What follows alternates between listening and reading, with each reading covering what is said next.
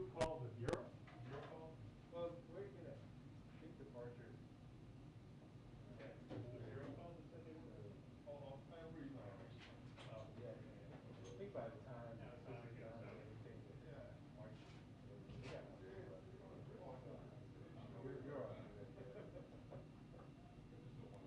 Move you.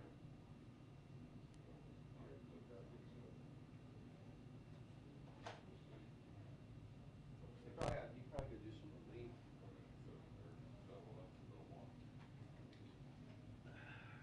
No, because that March is over by then. Yeah, maybe. Yeah, you got your charger for the job license.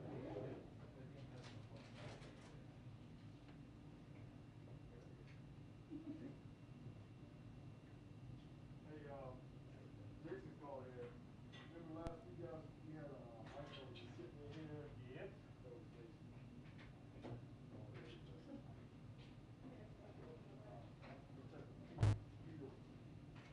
Oh, he's in Ukraine. With the second one. Where'd he go? I don't know. That would have been a good trip, man. Yeah, until you get invaded. I don't think so, not officially. But there's absolutely nobody out there. Just, it was on that red one, whatever your free prompt.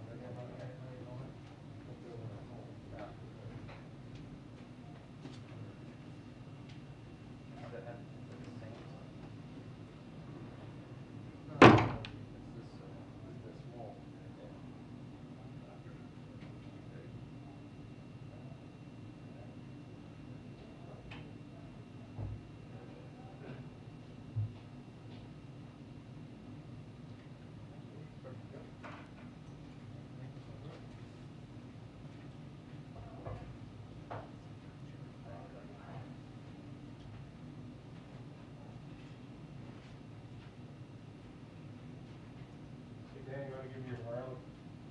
Wayne's got it. Whatever his kid is over there. You don't need the cable anymore? It's on his bag there on the outside. Is that your cable or his cable? That's my cable. That's your cable. Leaving this guy?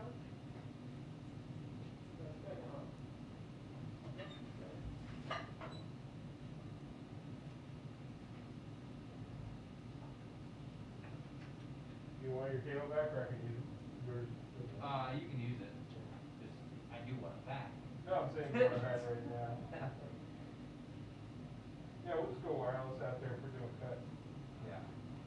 Because last time I was doing cuts out there, I took your chair out and I was like, this is not working, man. So I went up there and I got good audio because I just roamed behind everybody. He came up to talk. So I realized that when you're there, you just gotta roam around. So. See your voice here? Mm-hmm. You said you're coming on? Yeah. And say, yeah, you're gonna my movie. Thank you.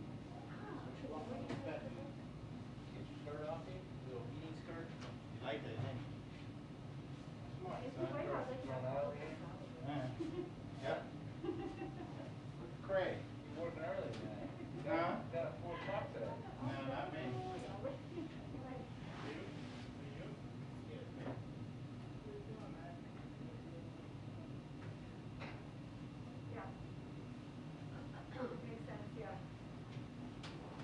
Hey, just so you know, Aaron said that.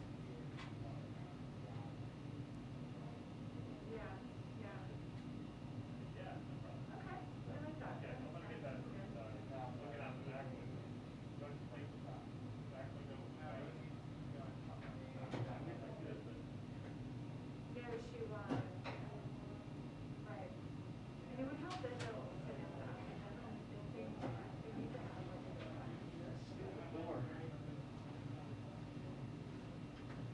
No way. Did they just start doing that today? What? Yeah. Yeah, because it's cold out. Gotta spray some WD-40 in. That was funny that WD-40 came out. I stopped using my lock. That's like,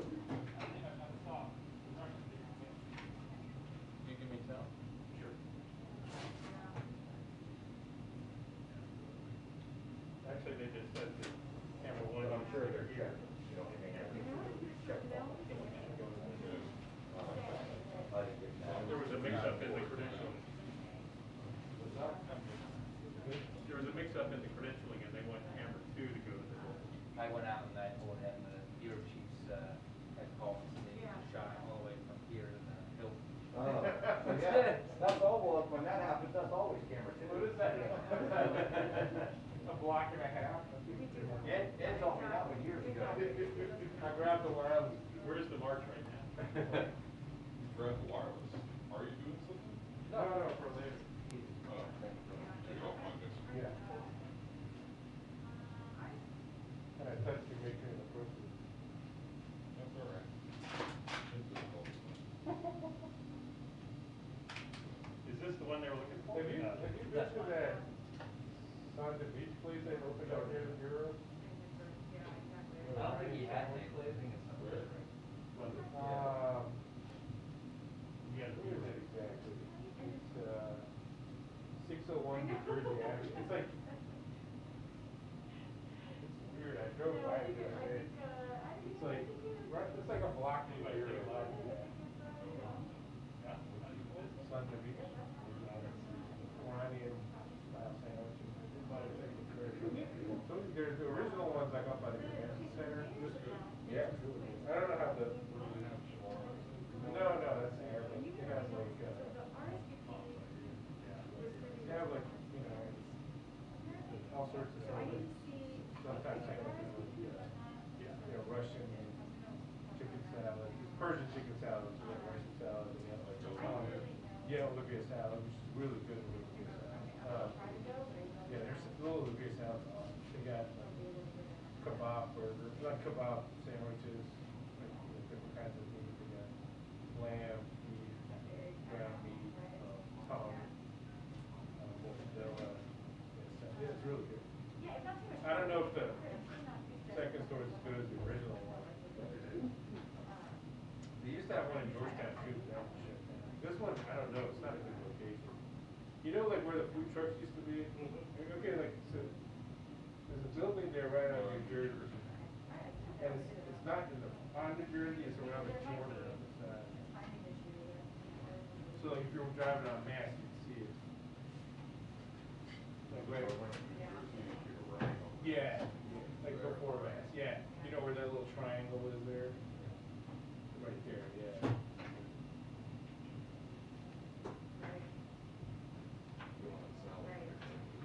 Yeah, me too. I just need to. That was paid fast. Is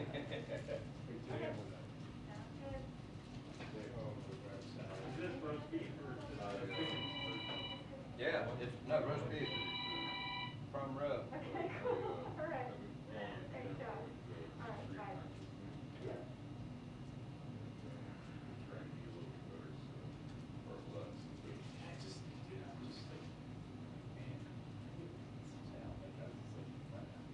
It wasn't even like trying to lose weight, it was just like, man, I don't feel good, like I gotta get something healthy. I went the other day I went to, cause they have really good salad, what's it called? Jetties, that's up on the house. And I got a couple of salads, and one of them like, nice and easy. Then I pulled, dude, it was like a hair this long, I pulled out of my mouth, it was so disgusting, man, I was gonna throw up. This long hair. That was so gross. But mine's not the same. I couldn't eat the rest of the other.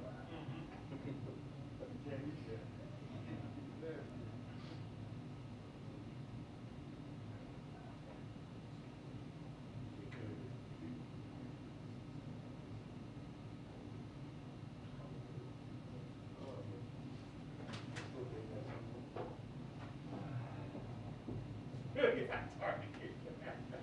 Going with the kid.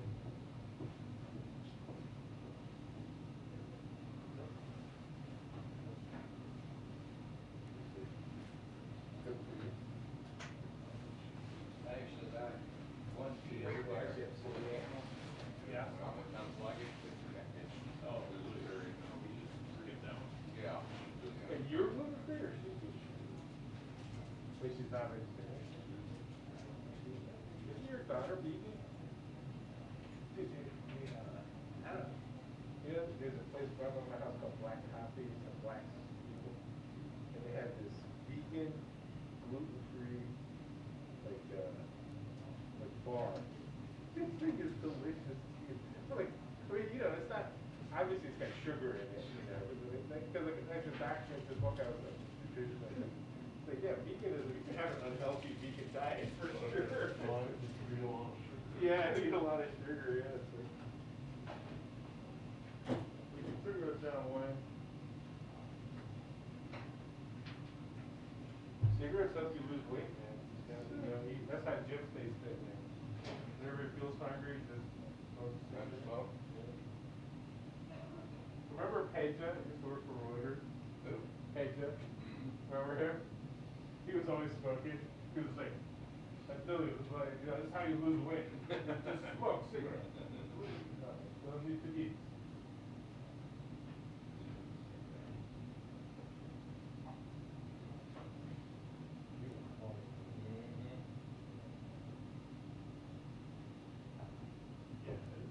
Hello. Oh, wow. He went back to where was he from? He's like a member of parliament there now. A poet. And the poet. The poet. Hey guys, what's your response? We're just getting on here in about 4 minutes so we can go ahead and start the book club.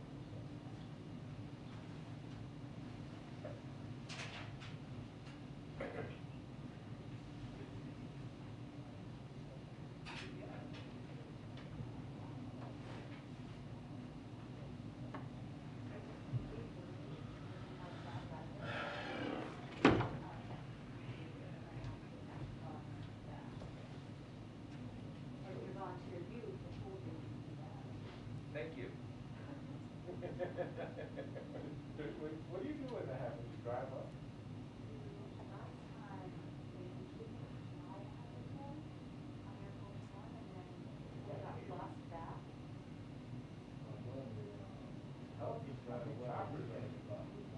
Yeah, we usually motor. Yeah, I've done that by occasion. Yeah.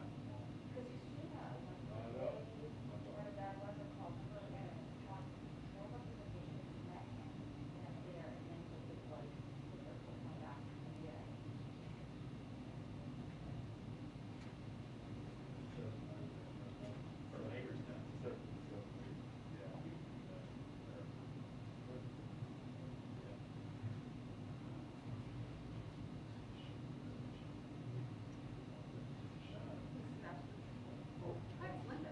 Linda, yeah, whoa. Seen you I haven't seen you so. in real life. Didn't recognize you. Long time, I know. That is so weird. You know what indeed. We're in seat, I'm in seat C. She said, where are you? I don't know, A or B, probably. Well, this is serious. Going. All right. I love getting my little negative COVID result and all that over here. Yeah. So you got it. Well, I had it at the very beginning. Oh. Very, very cheap, like a year ago. yeah. That's the guy right there, one spot out of, So we don't have just any trouble. one spot out of having his PGA card. But, He says he's gonna, they keep saying like. He every says, day. I wanna get out more. It's Yeah, like, yeah, okay. it's like he said, let's- yes, all the hard, Yeah. double down. Yeah, And he said he's gonna be going to, Japan. Yeah, you have to have, you have to play in the tournament, He just said that. and you don't make money Yeah, you know, unless you play Saturdays. So Yeah. if you get cut, like Thursday and Friday are the cut, so if you don't make the cut, play Saturday, you don't get paid. Yeah. You gotta make Saturday, but you can make Saturday and be the last place guy and make every tournament, and still make damn nice living.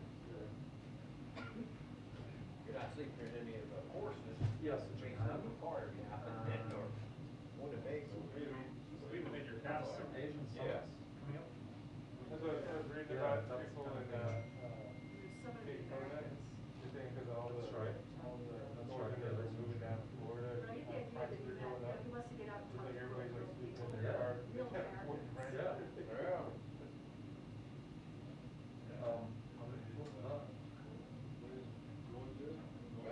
And that's what I love, dude, everybody, they bash Florida and North Carolina, and everybody, where they wanna go.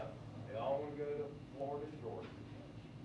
But I was reading in Atlanta, it's got one of the highest rates of, I know, and that door sticks Wow. open. Yeah. when people buy houses like, investor houses. And so it's like, people who live in them are buying them, it's not investors who are buying them. Yeah. What you doing, math? 20%. Even like,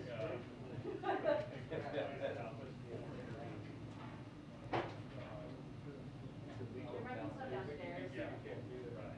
Right. That's why I drive out insurance, because those investors buy them. Supposedly that's They why- buy them in cash, you can't compete with them when you're buying them. How are you gonna compete with cash? They come in with like cash escalation offers, where like, oh, it's 600,000, I'll put in 100,000 extra cash. Have the kids something that's starting right now. And then so the same people who are bidding on it have to rent it. That means trouble. They got to put it in. I don't know if you saw this. Everyone take a pause. Oh, wait a minute, I thought you were talking to people, like, you can go around the fountain and get back to the ballroom door. For rent. Yeah. For rent the bar. Like a normal apartment complex, there's no more. Do I, Oh, like is it's it, do I on seem the- too, do I seem too on the- relaxed? the Is loop. that what the problem is, like, should I put a jacket on or? Yeah, here I am today. No, you're in the, You're the cool Santa. yeah, the one marked. Cool. Okay. Big kahuna. This one? Okay. Yeah. Thanks. It's rotation. Scaring me. Oh, I see, so. So minus 21. What are you just gonna work? Is it up to start? No, Oh. no, I just made decisions. Oh, yeah, They yeah, said yeah. it'd be 12:15. It's 12, It's not 12:16, so. Why don't they do minus 40? Yes. Oh, no, no, no.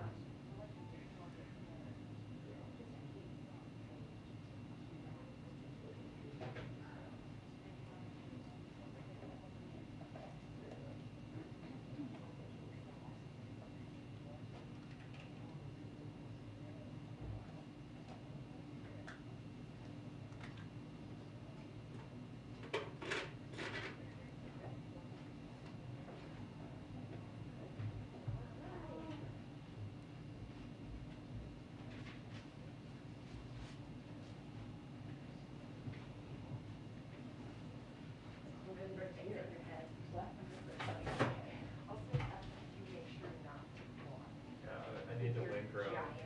Okay, Lisa, I'm gonna try to do the ginger shot. Oh, yes. Oh, Justin, your beard can get in this too. Very Nice. Were you guys as a kid? I've like heard something, I think it's like, but basically like, I think like, one more, that's, you know, like, yeah. That's true, but those are lessons I Can I don't. get a reverse next Oh, yeah. It's all about like head and hair.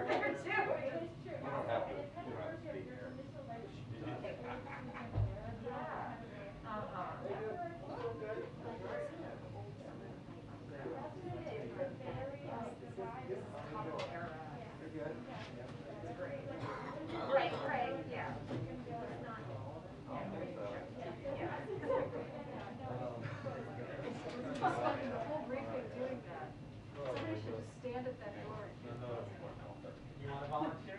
Oh my goodness, it's so cool. I should have brought my jacket, just put it over here with the blanket. Yeah, yeah. What's your? We need that secret service agent in case he stands out there right now. Exactly.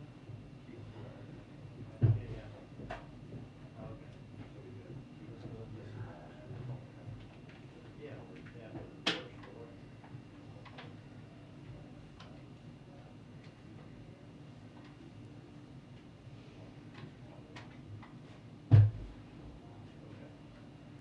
It's so cold in here.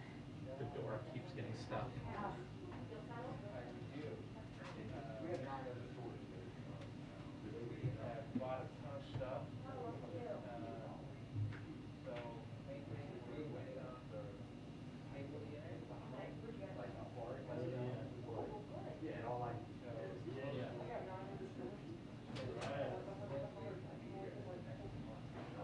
He pulled up behind you. I go. Sorry, no, it's okay. Thank you.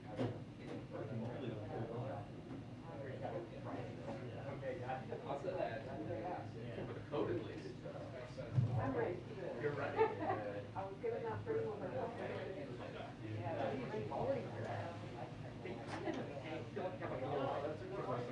yeah, yeah. Trying to bring it back. Wrestling again today?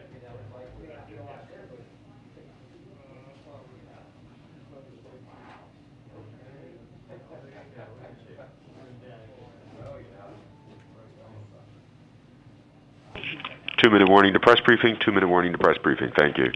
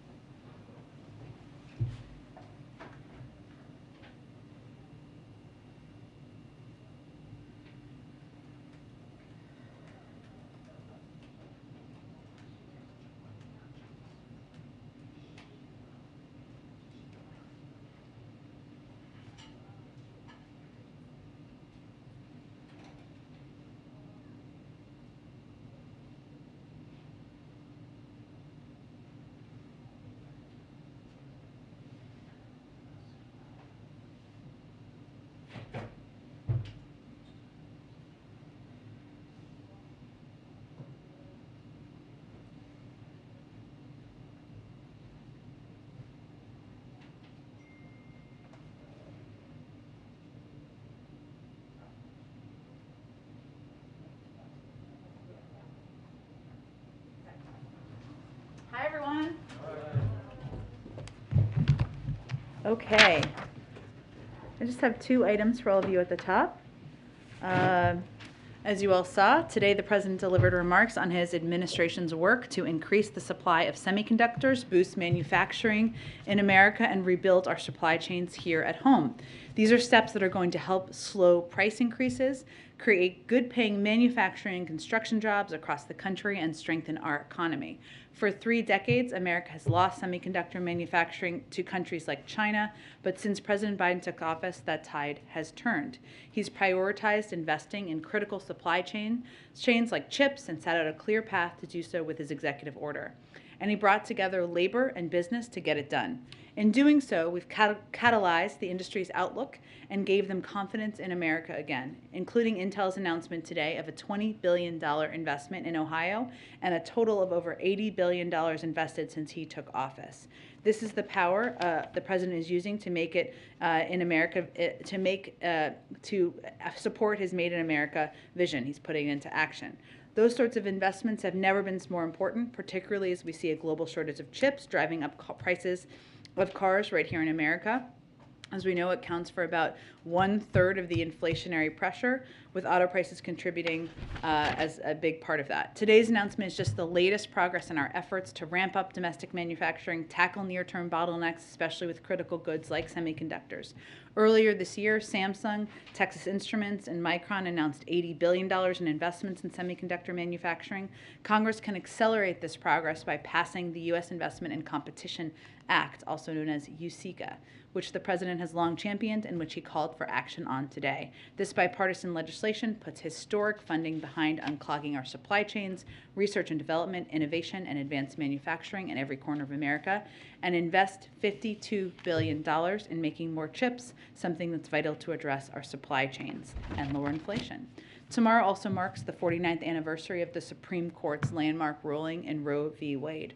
Reproductive health care has been under extreme and relentless assault ever since, especially in recent months. It has been nearly 150 days since women in Texas have been denied these constitutional rights. We're deeply committed to making sure everyone has access to care, and we will defend it with every tool we have.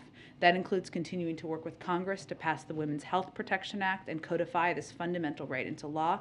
In the meantime, the administration has taken a range of important actions, from repealing the global gag rule to strengthening Title X family planning program. Today, HHS announced additional Title X grants, and there will be further announcements coming from HHS later as well. This is a moment for us to recommit to strengthening access to critical reproductive health care, defending the constitutional right established by Roe, and protecting the freedom of all people to build their own future. I know we have a short time window today. We will keep up to date on when everybody needs to gather, and I'll try to get to as many people as possible, and otherwise I'll be here in my office. Go ahead, Omar. Thank you, Jen.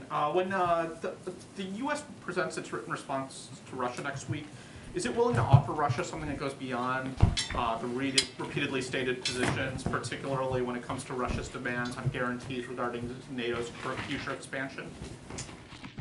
We will put in writing, as you referenced, the serious concerns that we and other allies and partners have about Russia's actions, as well as ideas for how we might actually strengthen each other's sense of security going forward. There are several steps we can take that are being discussed. All of us, Russia included, to increase transparency, to reduce risk, to advance arms control, to build trust. We're coordinating with our allies and partners, and we anticipate that Secretary Blinken and Foreign Minister Lavrov will meet again to continue discussions. And the president obviously is regularly briefed every day by his team, but I'll also be engaging with them tomorrow over the course of the weekend as well. But as Secretary Blinken said today, he made clear to Foreign Minister Lavrov that there are certain issues and fundamental principles that the United States and our partners and allies are committed to defend. And that includes those that would impede the sovereign right of the Ukrainian people to write their own future. There's no trade space for there, none. And we've said from the beginning that there are certain proposals that will not be viable. But we will, of course, be responding, as you noted, and I expect the president will continue to discuss that over the next couple of days with his team. I wanted to ask another foreign policy question. The strike in Yemen today, 70 people are dead after the Saudi-led coalition strike. National Security Advisor Sullivan immediately condemned the recent Houthi strike. What's the administration's immediate reaction to this strike? And does this prompt any reconsideration of weapon sales to Saudi Arabia? I don't have any prediction of that at this point in time. Obviously, we have a long history of a relationship with Saudi Arabia, one where we raise issues where we have significant concerns on human rights and on a range of issues, and one where we have had a long security relationship that has been in the interest of the United States. In terms of this specific strike and a reaction, obviously anytime there's a loss of life, of innocent lives, that is a tragedy, and we are mindful of that and focused on that. Obviously, you know our focus and the president's focus, which is from the very beginning, he established new interim guidance concerning the United States' use of military force and related to national security operations. That's how we operate here as the United States, which I think is reflective of his view. But certainly, the loss of life is always a tragedy. And again, if there's anything new on our relationship, I'm happy to get that from our national security team. And just one last domestic on tax season. With reduced staffing levels, less funding authorization from Congress, and IRS already tasked with distributing funds for several pandemic relief programs, many 2020 refunds haven't been processed.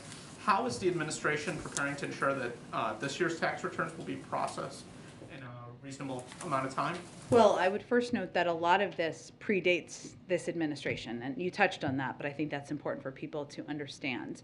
As the Treasury Department and the IRS have said, the IRS right now has an unacceptable backlog, and that customer service that people are receiving is not what the American public deserves, and the president is very mindful of that. Many of those challenges are related to the pandemic, but also due to years of underfunding from Congress. The agency has not been equipped with the resources it needs to adequately serve taxpayers in normal times, let alone during a pandemic.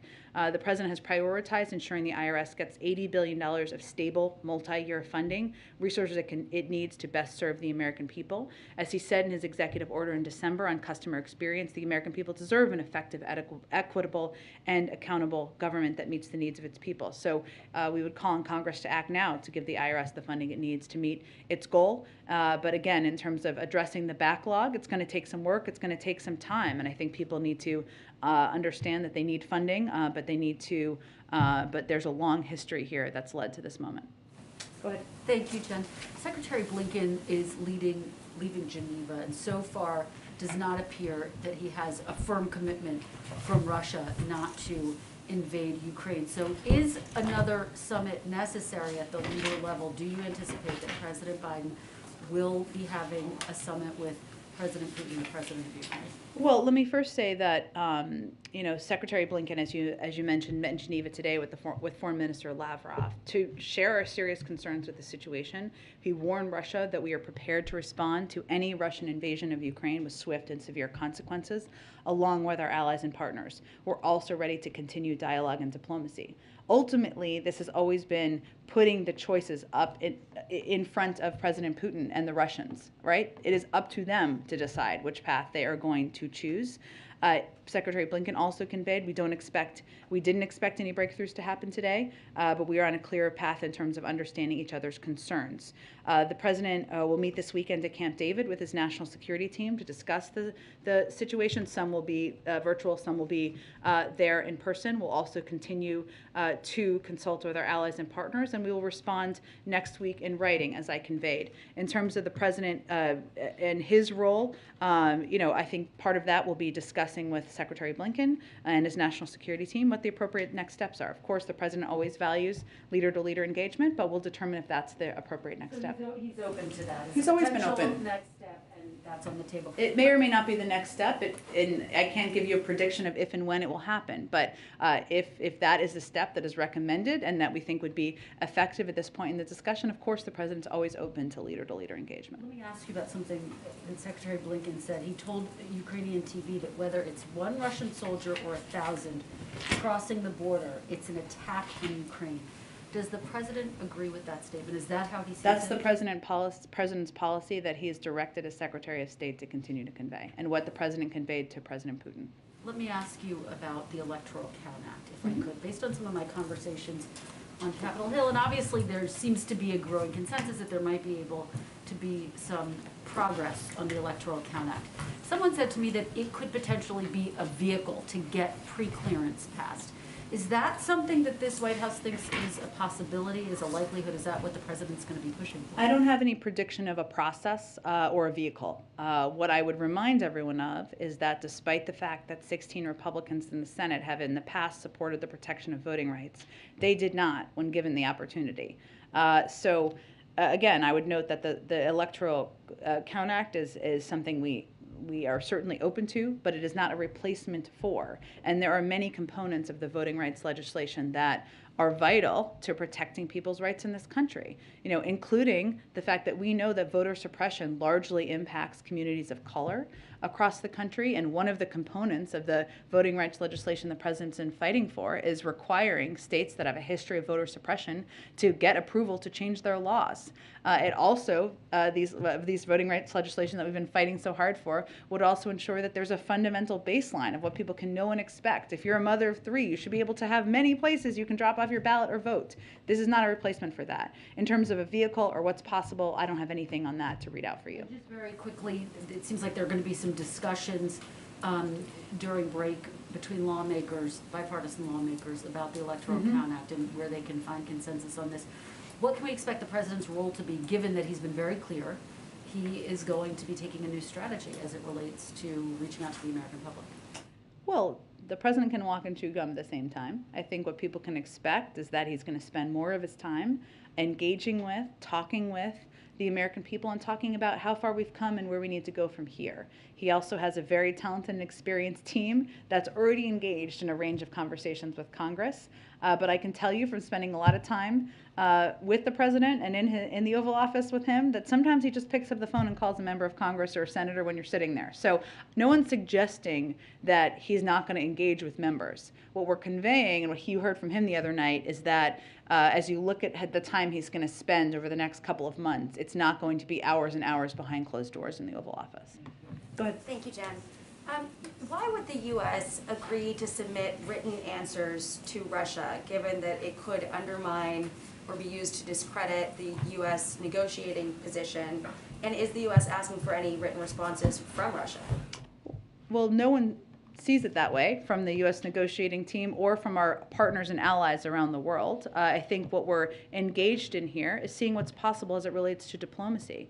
And as I noted, it's not written answers like we're filling out a Q&A. We're also going to convey what our concerns are and reiterate a number of the strong statements you've heard the President and Secretary Blinken convey very publicly. So this is just a part of the diplomatic process and diplomatic negotiations, and has been a standard part of the process often with countries and nations where you have agreements but also disagreements. Does the President have a plan to evacuate Americans from Ukraine? I know there have been a range of reports out this morning, which is probably why you're asking, Jackie. I will say that, one, we are already at a level 4 travel advisory for Ukraine for COVID and have advised that U.S. citizens have been advising that U.S. citizens should be aware of reports that Russia is planning for significant military action against Ukraine. We do conduct rigorous contingency planning, as we always do in the event of any security situation deteriorates in any country around the world. The State Department does that assessment. I would point you to them for any predictions or previews of any steps they may take. Is there any effort right now to get a handle on how many Americans are in Ukraine? Because I remember with Afghanistan, that was sort of an open question. Is the dynamic different this time? It's an open question around the world. We don't put a chip in Americans when they go to countries around the world and track their movements. People can register with the State Department. That's something they do. Or they may choose not to register. Or there might be people in any country around the world who are dual citizens who haven't lived in or have never lived in the United States. But the State Department would certainly have the number in terms of Americans who have registered with the State Department. And then, is the President aware that he was caught on a hot mic yesterday, and why does he appear to be dismissing the idea of proactive deterrence? Well, the President certainly does not dismiss that idea, considering he has taken a lot of steps, including supporting and approving the several sanctions that were put out by the Treasury Department just a couple of days ago. I would note that the United States has delivered more security assistance to Ukraine in the last year than any point in history. In the last year alone, we committed $650 million in security assistance to Ukraine. In total, since 2014, we have committed $2.7 billion. These deliveries are ongoing, including today. There's more deliveries coming. In addition to traditional security assistance, such as the Ukraine Security Assistance Initiative, the President has authorized the Presidential Drawdown Authority to expedite lethal aid and meet Ukraine's emergency defense needs. We've also utilized third-party transfers authorized by the State Department, allowing U.S. allies and partners to provide U.S. origin equipment from their inventories for use by Ukraine. Specifically, the State Department has given the go-ahead for 3 NATO allies to rush anti-armor missiles and other U.S.-made weapons to Ukraine. And finally, in identifying additional equipment held in DoD inventories that can be delivered under the Excess Defense Articles Program, among other mechanisms, we recently notified Congress of our intent to deliver M17 helicopters. So I would say the President is hardly waiting. Actions are pretty clear on that front. And then I want to ask you about something that you said yesterday. Sure. You told me in response to it was a Ukraine question, it's important to remember who the aggressor is here. The aggressor is Russia and Putin. They are building up military troops. They are pushing out misinformation in Ukraine. So why does it seem like U.S. officials are so concerned about being seen as escalating things if Russia has created this whole crisis? Because I think we want the American public and also the global community to be clear-eyed about propaganda. And they are pushing propaganda about Ukrainians. Certainly there's propaganda pushed here in the United States, but this is about a potential foreign conflict. It's about the buildup of troops by one power that is a much larger military power than the other on the border. And we want to be very clear with the public about the realities and the facts. One final question on a different topic. Yeah. On crime, yesterday the Manhattan DA clarified his memo about downgrading certain crimes, and he said armed robberies, for instance, will be prosecuted as felonies, violence against police officers won't be tolerated, clearing up some of the confusion around how that office intended to prosecute crimes. Does the White House have a reaction to that, or welcome that kind of clarification, given that these questions do keep resurfacing? I don't have any reaction from here to the decisions of a local district, I think a district prosecutor or a district attorney, DA. I would say that the president, and he'll talk about this, he'll talk about crime. And he asked me about this yesterday, but I think can expect to hear him talk a little bit about crime during his remarks later this afternoon. The president believes that no one in this country should worry about whether it's safe to ride the subway or the bus or go to work or walk home at night. And that's why he's put more cops on the beat, has stepped up efforts to get illegal guns off the streets, and invested in proven community anti-violence programs. It's also why he's doubled federal support for community policing with $300 million more for cities, plus another $700 million more to bolster federal law enforcement. We've been working with mayors and local leaders on this, but I think the president's record, his commitment, speaks for itself. Go ahead. First, just a quick follow-up to what you said about the U.S. agreeing to put a response in writing. Are you saying that the world should not view that as the United States making a concession to Russia? I think you should see what it has to say, but it's part of a negotiation. We've been very clear about what we are not negotiating on, which is the sovereignty of Ukraine, which is this question that is continuously raised about Ukraine's right to pursue joining NATO. That's up to NATO countries to make that decision. And you've heard the president, Tony Blinken, and others say time after time that we are not making any decisions about Ukraine without Ukraine, no decisions about Europe without Europe. But negotiating takes many forms. It takes forms where you're in person. It takes forms where there's an exchange of written materials. That's pretty standard and has been in diplomacy for decades. I know you've been asked something similar, but yesterday again, Minority Leader McConnell said that the U.S. should send forces to shore up NATO's eastern flank, not if and when Putin escalates, but now before it's too late. What is your response? Why wait? Well, first of all, we work in close coordination with our NATO partners and allies and respond to what their needs are. We've been very clear, and the president's been clear, that we will support whatever their needs are, should they have security needs, but I don't have anything more to predict for you at this point in time. And if I may ask one quick domestic question, just yesterday you were talking again about the idea of chunking off parts of Build Back Better. Yeah, you could get chunking, a bad word. Whatever. Maybe not the right phrase. What's the better word? Splitting off, breaking apart, seeing if there was a certain policy proposal that you maybe could get 60 votes on. Anything else you can tell us about which policy proposal you guys might feel hopeful about? Is it universal pre-K? Is it paid sick leave? Where do you guys feel like you might actually be able to get 10 Republicans? Well, you tell me. Is there a proposal where there are 10 Republicans? I'm not aware of one. Maybe there is. And there are some senators who have been out there saying they support different components.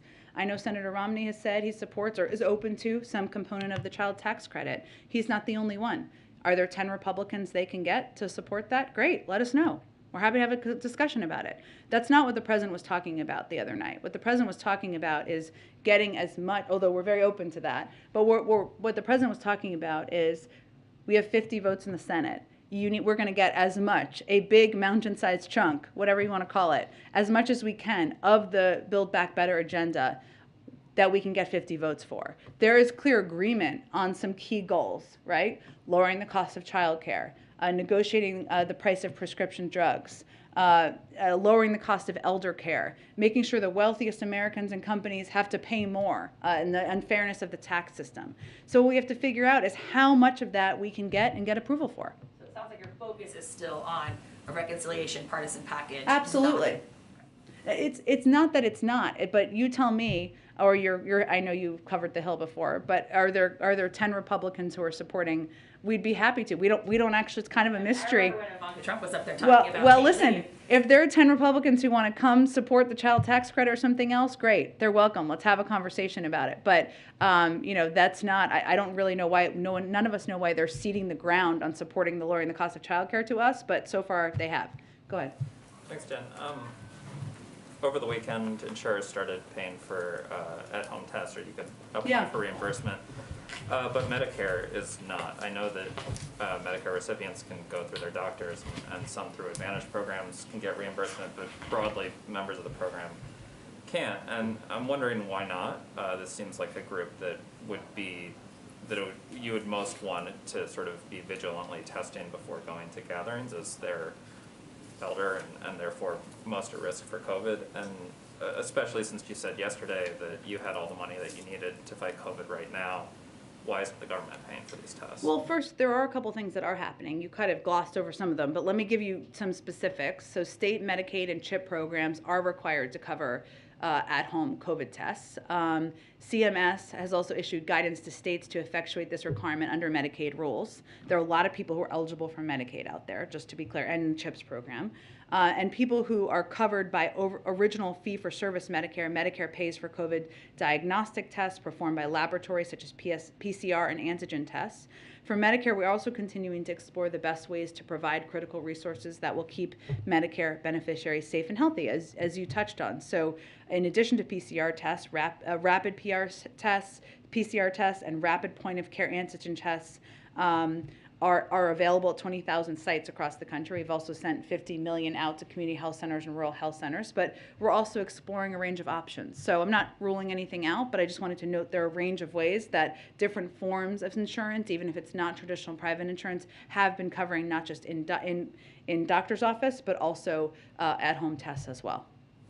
The Federal Reserve issued a report yesterday saying that they're weighing the possibility of launching a digital U.S. currency.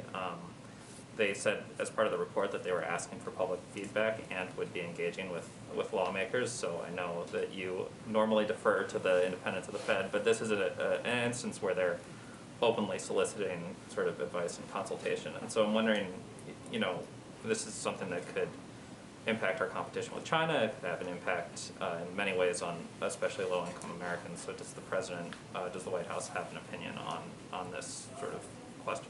I think it's unlikely we'll weigh in from here, as much as they've asked for public comment, but I can certainly check with our economic team and see.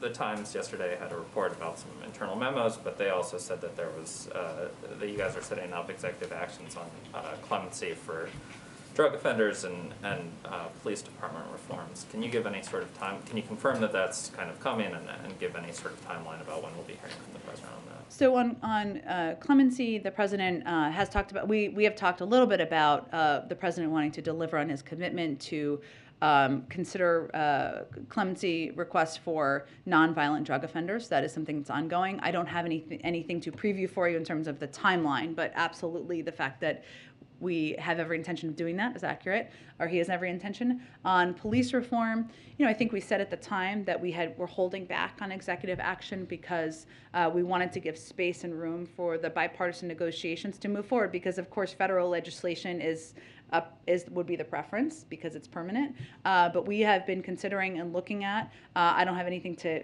predict for you in terms of the timing, but we have been and are looking at that through the policy teams. Go ahead. Thanks, Jen. The president on Wednesday, when he was talking about keeping schools open, referenced the tens of billions of dollars that were sent out in the COVID rescue plan. And he said that quote, not every district has used it as well as it should be used. What states or school districts is he referring to there? Because he's talked about this now twice in the last couple of weeks. Sure. Well, thank you for that first, because it's freezing in here, I think, as everyone can confirm. But I would say, Karen, so one, what people should understand first is 98% of schools are open currently. It fluctuates a little bit, but 98% as of today. School districts, for the most part, are spending federal relief funding by and large across the country. Part of what the president's message he wanted to hammer home when he spoke the other night, and as you said, he's talked about this a little bit, is to spend the money right now for any school that has some left, or maybe some haven't spent all of it, and I'll get to that in a moment. And it's important for any of these school districts to know that different school districts spend it in different ways. So in DeKalb County in Georgia and Desert Sands in California, they're investing in safety measures like ventilation. Cut Bank School District in Montana are increasing pay and providing bonuses to help retain educators and staff. There's lots of ways to use it and spend it for those who haven't done it. But we're continuing to exert pressure anywhere that hasn't.